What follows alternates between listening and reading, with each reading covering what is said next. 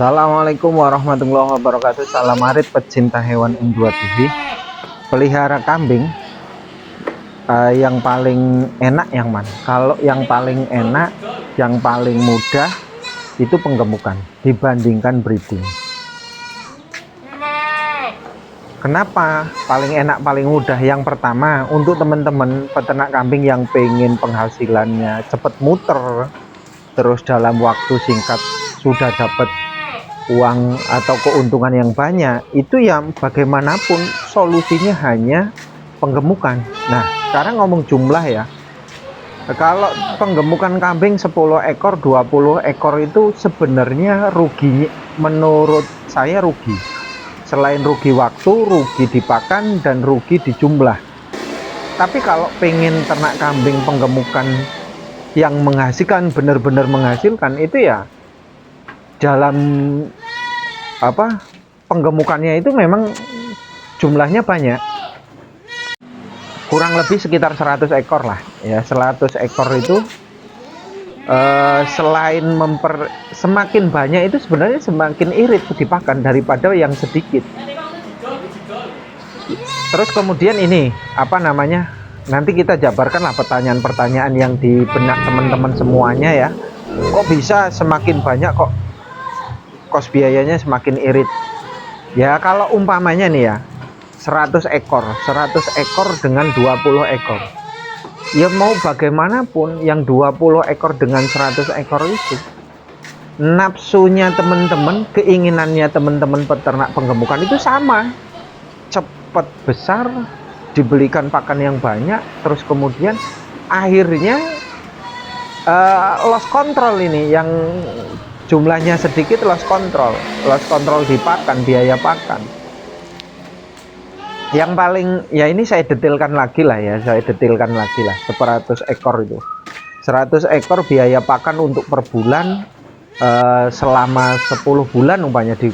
Sebenarnya penggemukan itu nggak perlu waktu panjang 10 bulan ya, kalau bisa itu ya 5 bulan 4 bulan sudah dibongkar. Toh di sini juga sudah banyak contohnya, ada yang dibongkar 3 bulan 4 bulan 5 bulan, artinya 1 tahun 2 kali. Bahkan ya bukan hanya 2 kali, bisa saja 3 kali. Caranya bagaimana? Nah, caranya ini ya, beli kambing nih ya, yang untuk 1 tahun 3 kali itu beli kambingnya pasti di harga 1 juta ya kan. Bibitnya itu loh, bibitnya mulai dari 800, 900 sampai 1 juta. Itu yang pengen bongkar 3 kali. Kenapa yang dibawa yang 1 juta maksimal?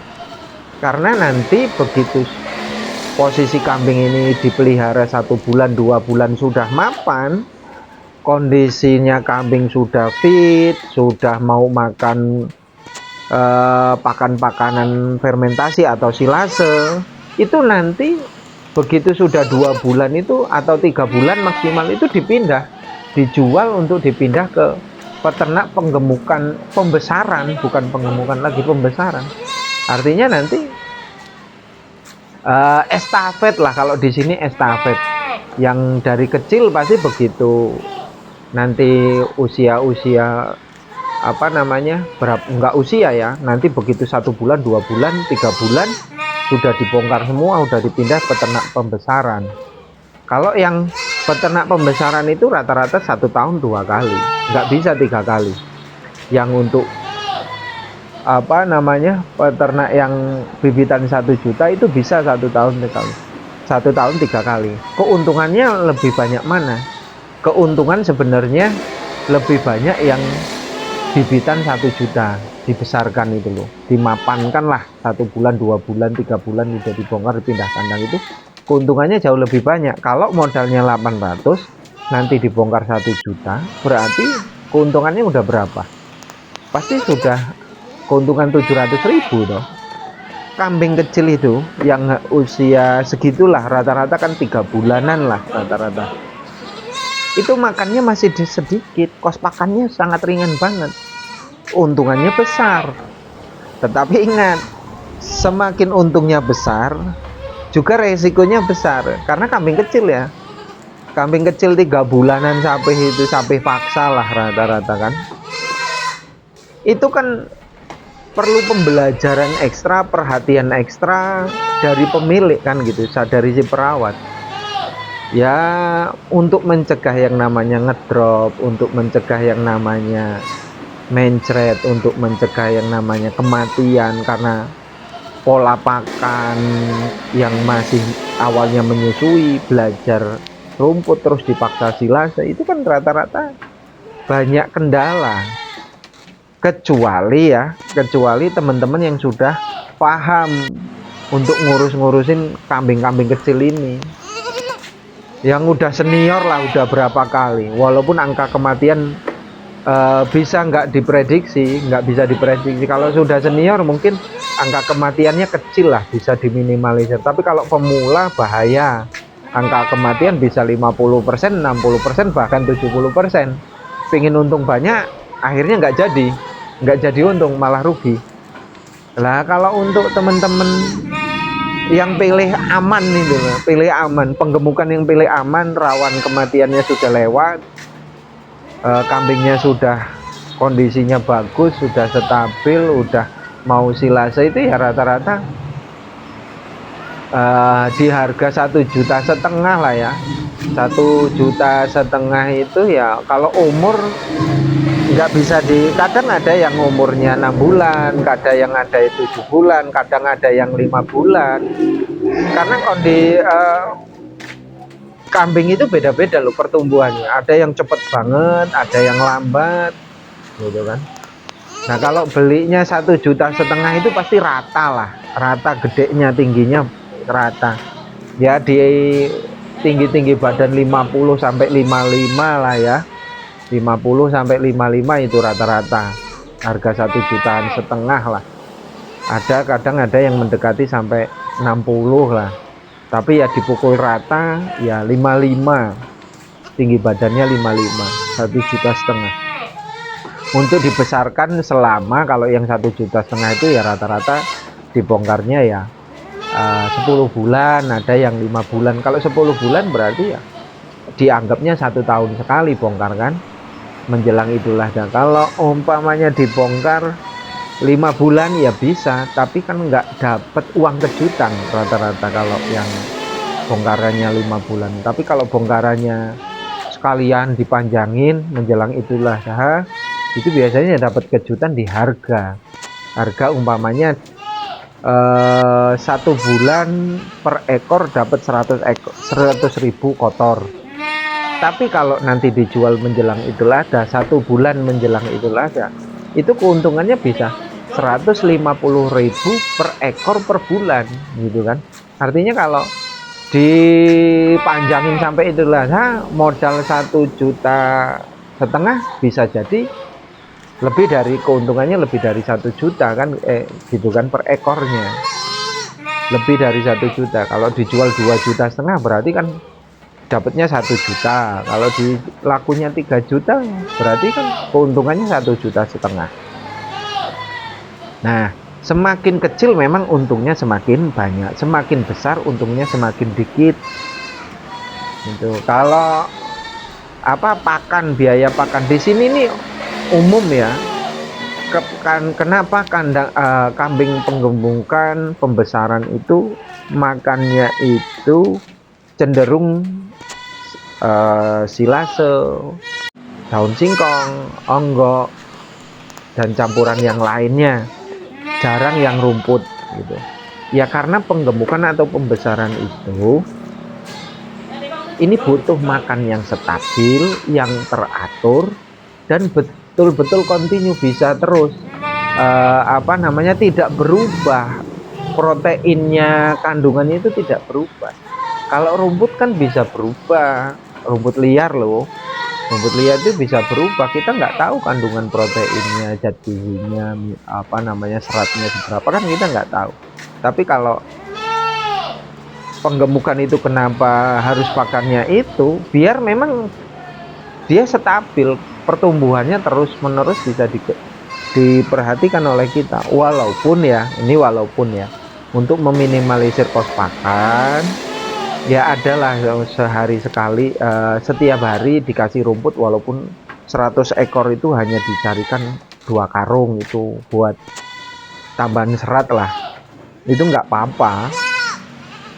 Yang utama itu ya kalau di sini silase. Kalau silase kan untuk 100 ekor per bulan bisa jadi habisnya sekitar 6 plastik silase lah ya. Kalau satu plastik silase itu sekarang harganya 250. Kalau sudah nanti musim banyak nih, musim hujan apalagi nih ya, ini kan harganya lebih turun lagi, bukan 250, bisa jadi cuma 230 per plastik silase ketinggian 2,5 meter diameter 1 gitu kan, harganya 250 umpamanya, butuh kali 6, kalau 250 kan 1,5 juta per bulannya. Terus kemudian onggoknya, ampas singkong itu kalau untuk 100 ya habis 1 ton per bulan lah ya. Berarti kalau untuk pakan 2,5 juta per bulan, 2,5 juta sebulan per bulan, ya dianggaplah 3 juta lah ya, 3 juta per bulan untuk 100 ekor. Itu dikali 10 bulan gitu kan, 10 bulan 30 juta.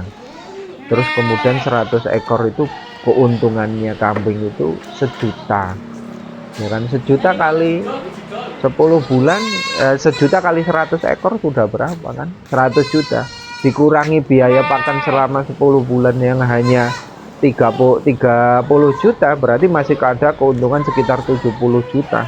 Ini kan keuntungan akumulasi tabungan yang kita kita dapat dari upaya kita. Ya kalau 70 juta dari 100 ekor umpamanya, kalau dibandingin ya, kalau teman-teman sini ya, kalau dari hasilnya nggak dibandingin lah, kalau di umpamanya di sawah ya nggak bisa dibandingin dengan pelihara kambing di ladang, juga nggak bisa. Artinya walaupun lebih banyak untungnya di ternak kambing, tetap orang sini ya nyawa gitu. Nyawa itu nanam padi ya untuk stok pakan, biar stok makan di rumah, biar nggak beli, lebih irit kan gitu. Kalau di ladang tanam singkong, daunnya bisa nanti buat kambing, semakin mengurangi biaya pakan kan gitu.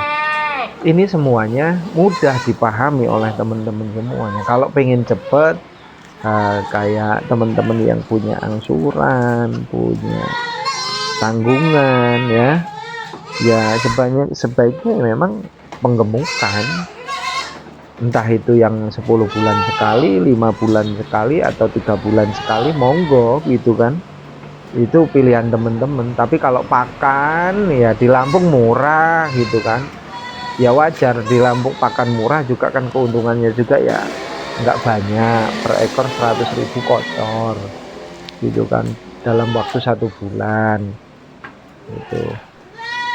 Ya wajar. Kalau di luar Lampung mungkin jauh lebih mahal harga kambing, mungkin karena biaya pakannya tinggi, terus konsumsi daging teman-teman juga tinggi gitu kan, ya wajar. Kalau di Lampung mau 100 ekor 200 ekor jualnya kemana nggak bingung teman-teman. Di sini banyak pedagang yang mau beli kan gitu. Kalau di Lampung Tengah ya, di lingkungan sini itu banyak lah, nggak bingung mau ada berapapun, nggak bingung untuk jual, itu nggak bingung. Kalau masalah pembayaran ya nggak pernah lah di sini, pembayaran itu bermasalah itu nggak pernah. Walaupun ada yang ditempo itu kan oleh teman-teman sendiri lah ya, entah itu ditempo 1 minggu atau 2 minggu, nanti setelah 2 minggu dibayar, itu wajar karena ada teman yang dipercaya gitu loh, teman yang dipercaya. Karena di sini itu juga sistem ngisi kandang untuk penggemukan ya, kalau saya ngisi kandang ini nanti saya tanggung jawab untuk ngeluarinnya gitu. Di sini rata-rata kayak gitu modelnya. Jadi peternak penggemukan udah nggak bingung mau buang kemana, dia beli bibitan di situ, nanti dibeli lagi nanti. Nah ini ya untuk teman-teman semuanya, mudah untuk dipahami, mudah untuk dijalani. tinggal pengalaman karena setiap orang pasti pengalamannya berbeda-beda, cara ternaknya berbeda-beda. Catatan bagi saya, ternak kambing itu memang butuh kesabaran, ketekunan, perhatian terhadap peliharaan kita, penuh kasih sayang. Kandangnya memang harus diperhatikan bersih, kohenya juga ya jangan sampai banyak lalatnya, kutunya, sering disemprot lah dengan disinfektan. Kambing kalau untuk penggemukan baru datang biar enggak sakit mata, cepet-cepet entah kena entah enggak, kambing itu awalnya masuk kandang itu langsung ditetesi obat mata lah ya. Kalau di sini entah itu pakai obat mata manusia, entah pakai obat antibiotik diteteskan ke mata itu bisa. Terus nanti ya kalau kambing ada yang nggak fit gitu kan, ya disuntik lah. Ada yang modelnya begitu masuk disuntik semua, pakai antibiotik semua itu. Ada yang enggak itu kalau ada kambing yang kira-kiranya agak lesu, nafsu makannya kurang, itu cepet-cepet disuntik pakai antibiotik, pakai vitamin gitu. Kalau ada kambing yang kira-kiranya lusuh, kelihatan kayak mau cacingan atau mau butuhan, ya cepet aja diobati. Enggak semuanya disuntik, enggak semuanya diobati kalau di sini ya. Nah ini pemirsa semuanya, terima kasih. Salam karet, assalamualaikum warahmatullahi wabarakatuh.